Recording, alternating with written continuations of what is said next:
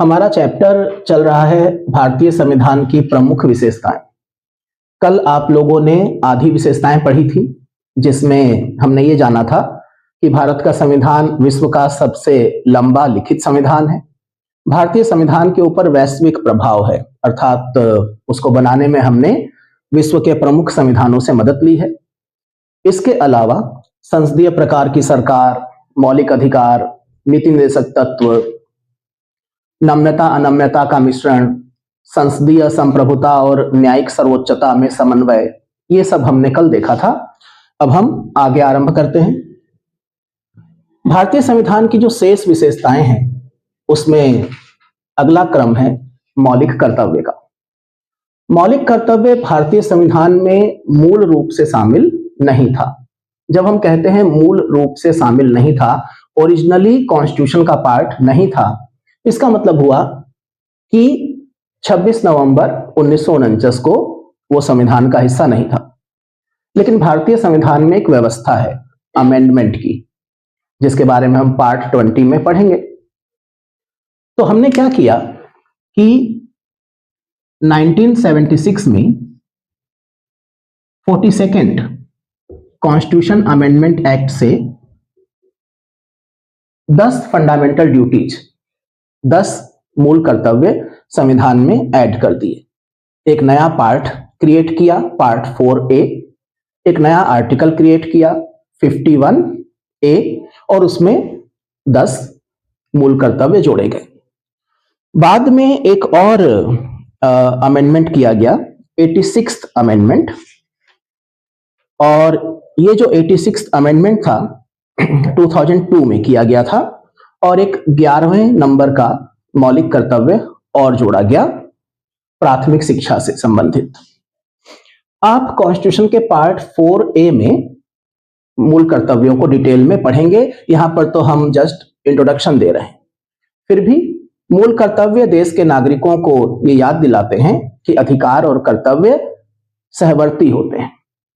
आपके अपने देश के प्रति, अपने समाज के प्रति, अपने पड़ोसियों के प्रति, अन्य नागरिकों के प्रति, यहां तक कि शेष विश्व के प्रति कुछ कर्तव्य हैं जिन्हें आपको फॉलो करना चाहिए। मौलिक कर्तव्य के बाद धर्मनिरपेक्षता भारतीय संविधान की अगली विशेषता है। धर्मनिरपेक्षता या सेकुलरिज्म, इसको लेकर के थोड़ा सा विवाद भी रहता है। भारतीय संविधान में धर्मनिरपेक्ष तत्व अलग अलग जगहों पर बिखरे हुए हैं। मूल संविधान में धर्मनिरपेक्षता शब्द तो नहीं था, लेकिन धर्मनिरपेक्षता संबंधी प्रोविजंस बहुत सारे थे। तो क्या आज भी धर्मनिरपेक्षता संबंधी कोई शब्द नहीं है? जरूर है। भारतीय संविधान की जो प्रीएम्बल है, यानी कि प्रस्तावना, उसमें अमेंडमेंट किया गया था 42nd अमेंडमेंट, और 1976 का ही ईयर था। यानी जिस अमेंडमेंट से मौलिक कर्तव्य डाले गए थे, उसी अमेंडमेंट के माध्यम से प्रस्तावना में भी 3 नए शब्द जोड़े गए थे। उन्हीं में से एक शब्द था सेकुलरिज्म, धर्मनिरपेक्षता। तो संविधान की प्रस्तावना में धर्मनिरपेक्ष शब्द जोड़ा गया। लेकिन उससे पहले भारतीय संविधान की प्रस्तावना प्रत्येक भारतीय नागरिक को धार्मिक विश्वास और आस्था का भरोसा देती थी। प्रत्येक भारतीय नागरिक की आस्था, पूजा अर्चना और विश्वास की स्वतंत्रता की बात करती थी। आप जब अपनी बुक में देखेंगे तो धर्मनिरपेक्षता से संबंधित 12 बिंदु दिए गए हैं कि वो कौन कौन से पॉइंट हैं जो भारत को एक धर्मनिरपेक्ष राज्य बनाते हैं। अगर भारतीय संविधान में धर्मनिरपेक्षता एक शॉर्ट नोट लिखने को आ जाए, तो आप इन 12 के 12 पॉइंट्स का इस्तेमाल कर सकते हैं। इसमें से अधिकतर पॉइंट आप देखेंगे कि प्रस्तावना के अलावा फंडामेंटल राइट से लिए गए हैं। फिर चाहे वो आर्टिकल 14 हो, 15 हो, 16 हो, या फिर आर्टिकल 25, 26, 27, 28, ये चारों तो हैं ही खास तौर पर धार्मिक स्वतंत्रता को सुनिश्चित करने वाले, या फिर आर्टिकल 29 और 30 जो भाषा और लिपि संबंधी संरक्षण देते हैं अल्पसंख्यक, चाहे वो भाषाई हो चाहे वो धार्मिक हो। इसके अलावा एक डायरेक्टिव प्रिंसिपल भी है, आर्टिकल 44 समान नागरिक संहिता, और उत्तराखंड भारत का पहला राज्य बना है जिसने सीएए को लागू किया है। समान नागरिक संहिता के ऊपर आप पार्ट 4 में डिटेल में पढ़ोगे। तो धर्मनिरपेक्षता भारतीय संविधान का एक आवश्यक गुण है। इसके बाद जो अगला हमारे पास पॉइंट है वो है सार्वभौम वयस्क मताधिकार, एडल्ट सफरेज। लोगों को मत देने का अधिकार देना, बिना उनकी शिक्षा, बिना उनके जेंडर या लिंग, बिना उनकी संपत्ति, बिना उनकी टैक्स देने की क्षमता, इन सब चीजों को एक तरफ करके सिर्फ उनकी आयु के आधार पर उनको मतदान का अधिकार देना। और एक स्वस्थ लोकतंत्र के लिए यह बहुत जरूरी है कि लोगों के पास वयस्क मताधिकार हो। भारतीय संविधान में आरंभ से ही वयस्क मताधिकार की व्यवस्था थी। आप अपनी बुक में देखेंगे तो नीचे फुटनोट में एक तुलना की गई है कि आज जो विश्व के बड़े लोकतांत्रिक देश हैं, जो विकसित देश हैं, उन्होंने भी लैंगिक आधार पर काफी डिले किया महिलाओं को मताधिकार देने में। इसमें यूएसए का जिक्र है 1920, ब्रिटेन 1928 या 29, और इटली 1948, स्विट्जरलैंड में तो 1971 में जाकर के महिलाओं को राइट टू वोट दिया गया। तो भारत फिर एक बेहतर स्थिति में दिखाई देता है कि स्वतंत्रता के साथ ही उसने कोई भेदभाव नहीं किया। सार्वभौमिक वयस्क मताधिकार न सिर्फ स्वस्थ लोकतंत्र के लिए जरूरी है। प्रश्न उठ सकता है कैसे? तो कैसे का जवाब जब हम पार्ट 15 पढ़ेंगे, जिसमें कि हम इलेक्शन के बारे में, इलेक्शन कमीशन के बारे में पढ़ेंगे, और इसके अलावा इलेक्शन रिफॉर्म से लेकर के जो डिफरेंट टाइप ऑफ मेथड होते हैं इलेक्शंस के, उनके बारे में भी हम अलग से पढ़ेंगे। तो वहां पर इसको डिस्कस करेंगे कि लोकतंत्र में चुनाव का क्या महत्व है और उसमें मतदान का क्या महत्व है। एकल नागरिकता। एकल नागरिकता आमतौर पर एकात्मक व्यवस्था में पाई जाती है। भारत का संविधान एक संघात्मक, एक फेडरल फीचर रखता है, और आमतौर पर संघात्मक देशों में दोहरी नागरिकता होती है। जैसे अमेरिका में आप संयुक्त राज्य अमेरिका के भी नागरिक हैं, और जिस राज्य में आपका जन्म हुआ है, मान लीजिए टेक्सास में आपका जन्म हुआ है या कैलिफोर्निया में आपका जन्म हुआ है, तो आप वहां के भी नागरिक हैं। तो आप दोहरा लाभ उठाते हैं। लेकिन भारत में आप सिर्फ भारत के नागरिक हैं। आप किसी एक राज्य के डोमिसाइल हो सकते हैं, लेकिन नागरिकता आपकी सिर्फ भारत की है। भारतीय संविधान के पार्ट 2 में आपको नागरिकता संबंधी प्रावधान बताए जाएंगे। स्वतंत्र निकाय। भारतीय संविधान देश में संसद यानी कि विधायिका, कार्यपालिका यानी कि सरकार, और न्यायपालिका की ही व्यवस्था नहीं करता। वो लोकतंत्र को मजबूत करने के लिए इन तीनों संस्थाओं के साथ साथ कुछ और स्वतंत्र संस्थाओं की भी स्थापना करता है। जैसे कि हमने अभी इलेक्शन की बात करी थी, तो देश में एक स्वतंत्र चुनाव आयोग है जो संविधान से अपनी शक्तियां ग्रहण करता है। पार्ट 15 में हम इसके बारे में पढ़ेंगे, आर्टिकल 324 में पढ़ेंगे। इसके अलावा भारत का नियंत्रक एवं महालेखा परीक्षक है। पार्ट 5 में हम इसके बारे में पढ़ेंगे। कैग, जो कि पब्लिक फाइनेंस का संरक्षक है, सरकारी जो लेखा जोखा है उसका ऑडिट करता है। इसके अलावा हमारे पास पार्ट 14 में यूपीएससी और जो प्रांतीय सिविल सेवा के लिए संगठन है, लोक सेवा आयोग, प्रत्येक राज्य में एक, ये वो स्वतंत्र निकाय हैं जो भारत में लोकतंत्र को मजबूत करते हैं, और इनको हम अलग अलग पार्ट्स में पढ़ेंगे।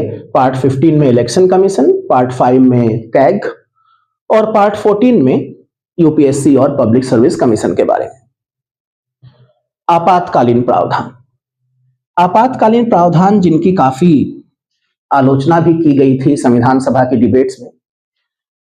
इंडियन कॉन्स्टिट्यूशन का जो पार्ट 18 है वो आपातकालीन प्रावधानों के बारे में विस्तृत जानकारी देता है। 3 तरह के आपातकालीन प्रावधान बताए गए हैं। नेशनल इमरजेंसी या राष्ट्रीय आपातकाल, किसी राज्य में संवैधानिक तंत्र की विफलता से उत्पन्न आपात, साधारण भाषा में जिसको हम प्रेसिडेंट रूल बोलते हैं, due to failure of constitutional machinery in a state. और तीसरा फाइनेंशियल इमरजेंसी, वित्तीय आपातकाल, आर्टिकल 352, 356, 360।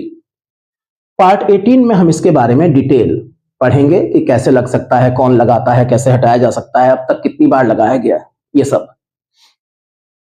त्रिस्तरीय सरकार, आमतौर पर द्विस्तरीय, एक केंद्र सरकार, एक राज्य सरकार। भारत में भी शुरुआत में एक केंद्र सरकार थी और एक प्रत्येक राज्य में राज्य सरकार।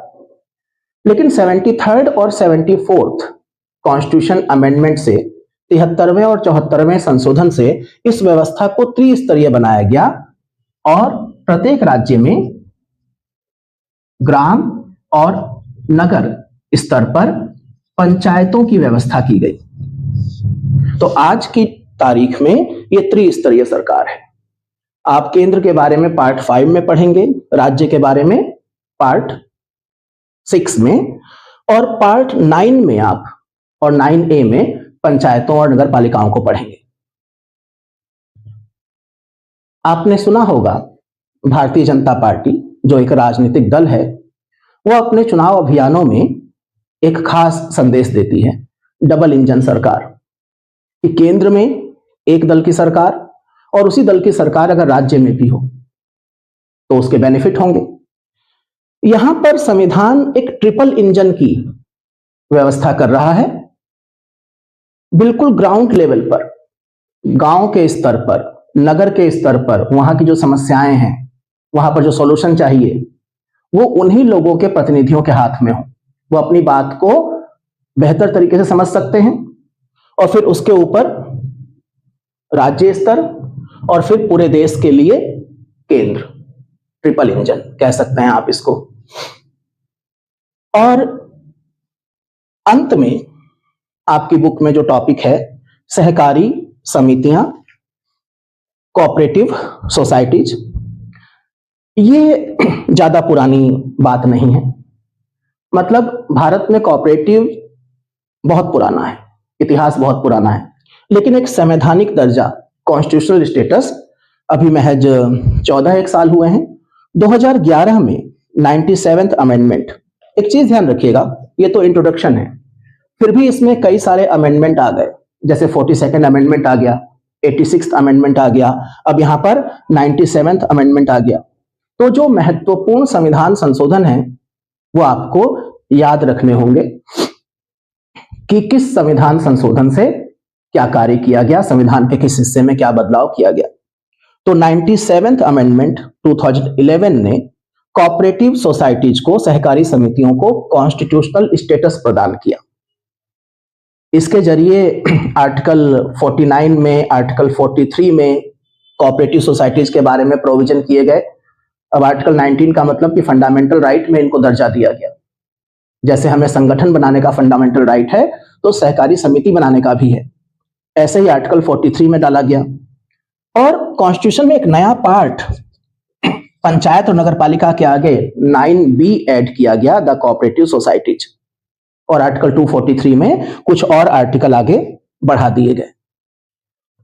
तो इस तरीके से हमारे पास ये संविधान की विशेषताएं हैं। अब अगर आप विशेषता एक, सर्वाधिक लंबा लिखित संविधान से लेकर के और कोऑपरेटिव सोसाइटीज तक, यही समझिए पूरा सिलेबस है। यही आपको धीरे धीरे अगले 2-3 महीनों में पढ़ना है, समझना है। इसकी एक वर्कबुक मैंने प्रोवाइड करी थी कल, उसको आप भरोगे और अगर उसको भरते समय कोई दिक्कत आई है कल तो वो डाउट आप मेरे से पूछ लोगे। पढ़ा है वास्तव में कि नहीं पढ़ा है? किताब में से रीडिंग ली है? नहीं ली? तो ये भी समझ लो कि अगर आप लोग सिर्फ लेक्चर लेते रहोगे और घर जाकर के पढ़ोगे नहीं, उसके ऊपर कोई राइटिंग वर्क नहीं करोगे तो कोई फायदा नहीं होगा, क्योंकि लेक्चर तो 80% पार्ट 24 घंटे के अंदर दिमाग से निकल जाएगा। समझ रहे हो? तो पढ़ना जरूरी है। तो ये टॉपिक तो यहां पर खत्म हो जाता है। अब इसके बाद जो हमारा अगला टॉपिक शुरू होता है, इसकी वर्कबुक में दूं, मतलब कंप्लीट हो जानी चाहिए, ठीक है ना। अब देखिए इसमें अभी भी 2-3 चीजें बची हुई हैं। ये चैप्टर वैसे तो खत्म हो गया, लेकिन आपकी बुक जो है वो 3 महत्वपूर्ण इंफॉर्मेशन देती है यहां पर फैक्ट के तौर पर। वो क्या क्या है?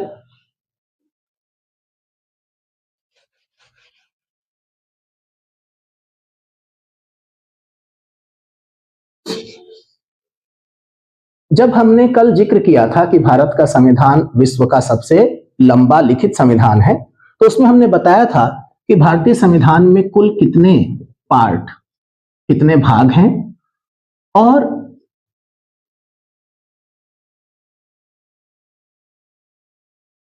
उनके विषय। ये आपका पूरा सिलेबस है, 22 के 22 पार्ट आपको पढ़ने ही है। लेकिन प्रीलिम्स में कभी कभी इतना बेसिक प्रश्न भी आ जाता है, इसको हम बोलते हैं कि बिल्कुल लड्डू प्रश्न आ गया। तो संविधान के भाग और विषय आपकी बुक में एक जगह पर दिए गए हैं, एक नजर आप इसके ऊपर जल्दी से डाल लेंगे। आप चाहें तो इसको पहले याद कर सकते हैं, नहीं भी करेंगे तो ये पूरा सिलेबस है, अपने आप याद होगा ही, क्योंकि हमें सारे के सारे पार्ट पढ़ने हैं, कुछ भी छोड़ना नहीं। तो प्रीलिम्स में प्रश्न किस तरीके से आ सकते हैं, जैसे कि संविधान के पार्ट्स दे दिए गए मैचिंग में कि पार्ट 1, 2, 3, 4 और उसके आगे उसका सब्जेक्ट मैटर लिख दिया गया और आपसे कहा गया कि मैच कर दीजिए।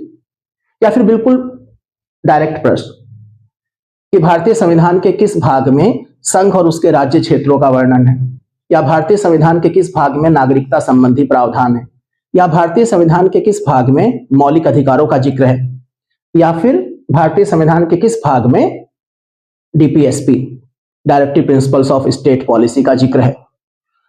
क्रमशः ये चारों पार्ट शुरुआत के हैं। पहले पार्ट में संघ और उसका राज्य क्षेत्र बताया गया है। तो इस तरीके से आपको 22 के 22 पार्ट देख लेने हैं। एक बार मैं जल्दी से बता देता हूं, 4 पार्ट तो हो ही गए। पार्ट 4A, जहां पर भी किसी पार्ट के आगे कैपिटल लेटर हो, चाहे ए चाहे बी, या किसी आर्टिकल के आगे कैपिटल लेटर हो, चाहे ए चाहे बी, आप समझ जाइए कि वो ओरिजिनल कॉन्स्टिट्यूशन का पार्ट नहीं था, उसको किसी संशोधन के माध्यम से, किसी अमेंडमेंट के माध्यम से ऐड किया गया। तो फिर वहां पर हमेशा ईयर और अमेंडमेंट नंबर आपको लर्न करना होगा। पार्ट 4A जो है वो सब्जेक्ट मैटर है, मूल कर्तव्य। अच्छा, आप लोगों को लगता होगा कि हम तो आईएएस की तैयारी कर रहे हैं, पीसीएस की तैयारी कर रहे हैं, या किसी भी गवर्नमेंट जॉब की तैयारी कर रहे हैं जिसमें कि इंडियन पॉलिटिकल सिस्टम आना है, तो क्या इतने बेसिक प्रश्न कोई पूछेगा कि कॉन्स्टिट्यूशन के किस पार्ट में क्या है? जवाब हां में है। 20-25% बिल्कुल बेसिक क्वेश्चन आते हैं। विश्वास कैसे होगा कि आते हैं? प्रीवियस ईयर्स, आप पिछले 20 साल 25 साल के पेपर देखिए जो मार्केट में अवेलेबल हैं, उससे आपको आइडिया लगेगा, और वो टॉपिक वाइज है। आपका एक चैप्टर खत्म हुआ, आपने प्रीवियस ईयर्स को देखा, उससे एक पैटर्न भी आपके समझ में आएगा, ठीक है। लेकिन ध्यान रखिएगा वो एक पैटर्न शो करता है, ठीक है। आप सिर्फ प्रीवियस ईयर्स के भरोसे नहीं रह सकते, लेकिन हाँ, प्रैक्टिस के लिए वो इंपॉर्टेंट है। समस्या यह है कि आजकल प्रीवियस ईयर्स सॉल्व आने लगे हैं, अनसॉल्व प्रीवियस ईयर्स दिख नहीं रहे हैं। टॉपिक वाइज तो बिल्कुल नहीं दिख रहे हैं। तो मूल कर्तव्य जो है पार्ट 4A में 42nd कॉन्स्टिट्यूशन अमेंडमेंट एक्ट 1976 से जोड़ा गया था। पार्ट 5 संघ के बारे में जानकारी देता है, जो संघीय कार्यपालिका है अर्थात भारत सरकार, राष्ट्रपति, उपराष्ट्रपति, संसद, उच्चतम न्यायालय, इसके अलावा अटॉर्नी जनरल से लेकर के कैग तक, इन सब के बारे में जानकारी पार्ट 5 में मिलती है। ऐसे ही पार्ट 6 जो राज्य के बारे में जानकारी देता है, राज्यपाल यानी कि governor, chief minister and council, जो राज्य में मंत्रिमंडल है। इसके अलावा जो स्टेट लेजिस्लेचर है, भारत के कुछ राज्यों में बाइकैमरल सिस्टम है, विधान परिषद लेजिस्लेटिव काउंसिल है और उसके साथ लेजिस्लेटिव असेंबली है। लेकिन अधिकतर राज्यों में इकहरी व्यवस्था है, सिर्फ लेजिस्लेटिव असेंबली है, सिर्फ विधानसभा है। इसके अलावा राज्यों में उच्च न्यायालय हैं, सबऑर्डिनेट कोर्ट भी हैं, अधीनस्थ न्यायालय भी हैं, जैसे कि आपके शहर में है, और विधिक सलाहकार भी है, जैसे केंद्र में अटॉर्नी जनरल है, ऐसे ही राज्यों में एडवोकेट जनरल भी है। इन सब के बारे में पार्ट 6 में व्यवस्था की गई है। जिस तरह से भारतीय संविधान में कुछ ऐड किया जा सकता है, ठीक उसी प्रकार से भारतीय संविधान में कुछ डिलीट भी किया जा सकता है, रिपील किया जा सकता है, समाप्त किया जा सकता है। भाग 7 ऐसा ही एक भाग है। भाग 7 के आगे आप देखेंगे रिपील लिखा हुआ है। तो मैं आपको छोटा सा होमवर्क देता हूं कि भाग 7 में क्या था जो समाप्त कर दिया गया, ये आप मुझे कल की क्लास में बताएंगे, ठीक है। इसके बाद संविधान का भाग 8 है, और भाग 8 में जो हमारे संघ शासित क्षेत्र हैं, जो यूनियन टेरिटरीज हैं, उनके बारे में, उनके प्रशासन के बारे में बताया गया है कि उनका प्रशासन कैसे होगा। क्योंकि जो भाग 5 है वो केंद्र सरकार, जो भाग 6 है वो राज्यों के बारे में, भाग 8 में केंद्र शासित प्रदेशों के प्रशासन के बारे में। पार्ट 9, 9A, 9B ये सब अमेंडमेंट से इनमें परिवर्तन, मतलब पार्ट 9 में तो चेंज किया गया और पंचायत शीर्षक दिया गया, उसमें त्रिस्तरीय पंचायत व्यवस्था बताई गई, 73rd अमेंडमेंट। पार्ट 9A नगर पालिकाएं, 74th अमेंडमेंट। और अभी हमने विशेषताओं में पढ़ा था पार्ट 9B, कौन सा अमेंडमेंट था? तो क्यों नोट्स बनाने जरूरी हैं, उनको याद करना जरूरी है कि अभी मुश्किल से 10 मिनट पहले हमने बताया था कि पार्ट 9B 97th अमेंडमेंट से जोड़ा गया था। हम लोग दिन रात पढ़ाते रहते हैं या पढ़ते रहते हैं, उसके बावजूद भूल जाते हैं। तो आप समझ सकते हैं कि क्यों आप लोगों का लिखना और बार बार रिवाइज करना जरूरी है। तो 9B का विषय क्या हो गया? Cooperative societies. इसके बाद इसी तरीके से जब हम आगे बढ़ेंगे तो पार्ट 10 आ जाएगा। आप साथ साथ देख सकते हैं बुक में, पार्ट 10 जो है वो भारत में जो अनुसूचित और जनजाति क्षेत्र हैं उनके प्रशासन के बारे में जानकारी देता है। इसके अलावा पार्ट 11 है जो संघ राज्य संबंध की बात करता है, संघ और राज्यों के बीच में कानून निर्माण से लेकर के प्रशासन तक। फिर पार्ट 12 है। पार्ट 12 भी संघ राज्य संबंध में वित्तीय संबंधों के ऊपर ध्यान देता है, वित्त, संपत्ति, संविदा और वाद। वाद से मतलब यहां पर केस से है, सूट से है।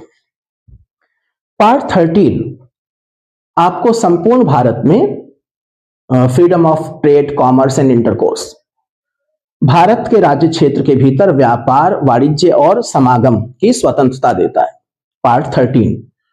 पार्ट 14 संघ और राज्यों के अधीन सेवाओं से संबंधित है। इसी पार्ट 14 में आप यूपीएससी के बारे में पढ़ेंगे, पब्लिक सर्विस कमीशन के बारे में पढ़ेंगे। इसी पार्ट 14 में आप ऑल इंडिया सर्विस आर्टिकल 312 के बारे में पढ़ेंगे। पार्ट 14 के बाद एक नया पार्ट आता है, पार्ट 14A, ट्रिब्यूनल, अधिकरण। और इसके बाद पार्ट 15 पार्ट 15 इलेक्शन से संबंधित है।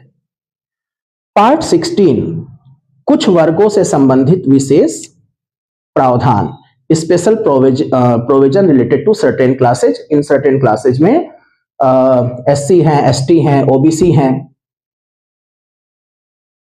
पहले इसमें एंग्लो इंडियन भी होते थे, अभी नहीं है।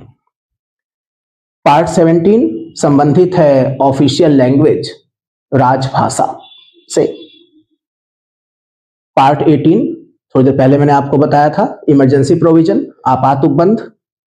पार्ट 19 मिसलेनियस है। और part 20 amendment of the constitution, संविधान का संशोधन। बिल्कुल सीधे सीधे प्रश्न आ सकता है यहां से कि संविधान का संशोधन किस भाग का विषय है। पार्ट 20 का है। एक ही आर्टिकल है जो अमेंडमेंट प्रोसीजर के बारे में बताता है, आर्टिकल 368। ऐसे पार्ट बहुत कम है इंडियन कॉन्स्टिट्यूशन में जहां पर सिर्फ एक ही आर्टिकल हो, लेकिन यहां पर एक ही आर्टिकल है 368। हालांकि पार्ट 10 में भी एक ही दो आर्टिकल हैं। इसके बाद पार्ट 21। पार्ट 21 में वो प्रोविजन रखे गए जो टेम्परेरी थे, थोड़े समय के लिए थे, ट्रांजिशनल फेज के लिए थे, या फिर स्पेशल प्रोविजन थे।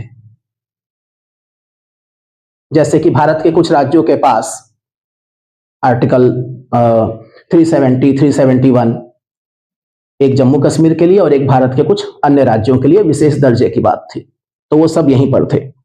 अस्थायी, संक्रमणशील और तीसरा शब्द जो मैंने बोला विशेष उपबंध।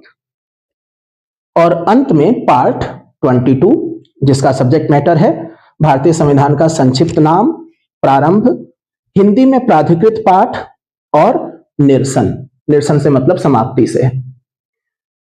जब आप आगे पढ़ोगे भारतीय संविधान तो संविधान के लागू होने की तिथि जो प्रेम्बल है उसमें क्या डेट है? 26 नवंबर 1949। पक्का? और हम अपना रिपब्लिक डे सेलिब्रेट करते हैं 26 जनवरी 1950। तो 26 नवंबर 1949 तो प्रियम्बल में है। पूरे संविधान में अगर आपको कहीं 26 जनवरी ढूंढनी हो तो वो पार्ट 22 में मिलेगी। ठीक है, तो आपको 22 के 22 पार्ट लर्न करने हैं। वैसे हम इन सबको पढ़ेंगे। इसी चैप्टर में एक और जानकारी दी गई है। इन 22 पार्ट्स के अलावा भारतीय संविधान में शेड्यूल्स, अनुसूचियां भी हैं। मूल संविधान में 8 अनुसूचियां थीं, आज की डेट में 12 हैं। तो 9, 10, 11, 12 ये 4 अनुसूचियां हमने बाद में अमेंडमेंट करके जोड़ी हैं। जैसे आपने पार्ट्स को देखा ऐसे ही आपको एक बार शेड्यूल्स को भी देखना होगा, उनको याद करना होगा, क्योंकि शेड्यूल्स की जरूरत आपको अलग अलग पार्ट में पड़ेगी। जब आप भाग 1 पढ़ेंगे तो जरूरत पड़ेगी, भाग 5 पढ़ेंगे तो जरूरत पड़ेगी, अलग अलग भाग में अलग अलग अनुसूचियों की जरूरत पड़ेगी। तो ये छोटा सा एक वर्क मैं आपको दे रहा हूं कि 12 की 12 अनुसूचियों को आप पढ़ें, उनके अमेंडमेंट नंबर के साथ पढ़ें। अमेंडमेंट नंबर 2 तरीके से, 9th, 10th, 11th, 12th तो बहुत स्पष्ट है कि भाई 9th शेड्यूल कब ऐड की गई। भारतीय संविधान का पहला संशोधन ही 9th शेड्यूल के संबंध में किया गया कि एक नई अनुसूची जोड़ लेते हैं। क्यों, कैसे, जब हम उस टॉपिक को पढ़ेंगे तो वहां देखेंगे। लेकिन कुछ अमेंडमेंट बीच बीच में भी हुए, जैसे कि एक हमारे पास 8th शेड्यूल है जिसमें भारत की भाषाओं के बारे में, राजभाषाओं के बारे में जिक्र है। तो पहले कम थी, 14 थी, फिर बढ़ गई, फिर और बढ़ गई।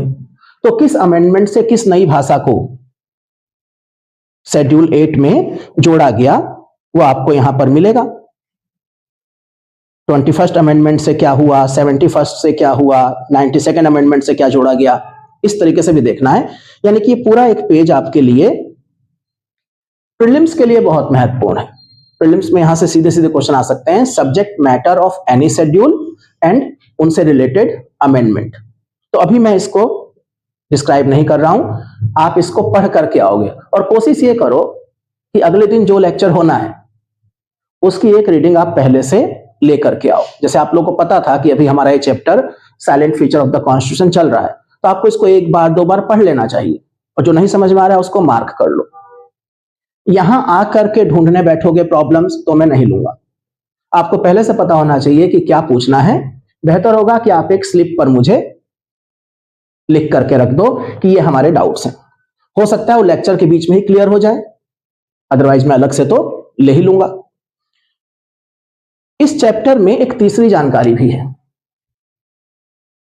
Sources of Indian constitution at a glance, संविधान के स्रोत एक नजर में।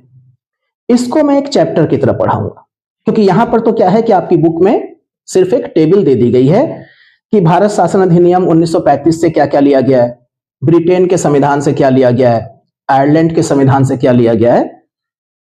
लेकिन क्या उसको बिल्कुल उसी रूप में ले लिया गया है जिस रूप में वो वहां पर था, या फिर हमने उसमें अपने हिसाब से परिवर्तन किए हैं? अभी हमें उस प्रश्न का जवाब देना है कि क्या भारत का संविधान एक उधार का संविधान,